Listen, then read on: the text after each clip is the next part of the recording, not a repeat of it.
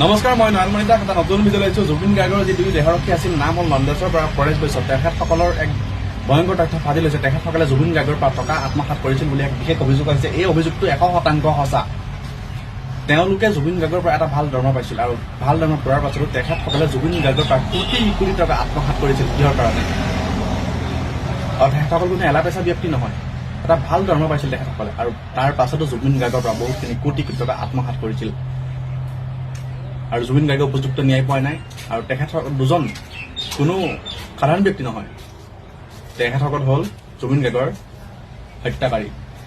শ্যামকানু মহন্ত, হীৰস্থ বৰা, নন্দেশ্বৰ বৰা, পৰেশ বৈশ্য, সন্দীপন গাৰ্গ, অমৃত প্ৰভা, শেখৰ জ্যোতি আৰু 18জন প্ৰৱাসী অসমীয়াৰ লগতে এই 7জন যেনেকুৱা হত্যা কৰি, আৰু সেই 7জনৰ ভিতৰত এই দুজনো আছে।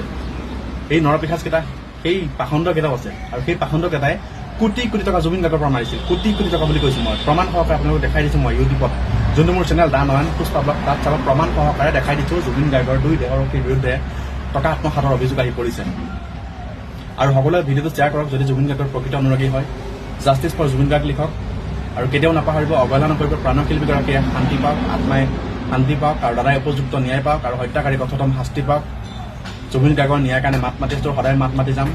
আৰু বিতৰ্কলৈ টানি নিয়াৰ কোনো প্ৰয়োজন নাই। আমি জুবিন গাৰ্গৰ ন্যায় বিচাৰিছো। আমাক জুবিন গাৰ্গৰ ন্যায় লাগিব, আৰু হত্যাকাৰী কঠোৰতম শাস্তি পাব লাগিব। আজিলৈ বাই।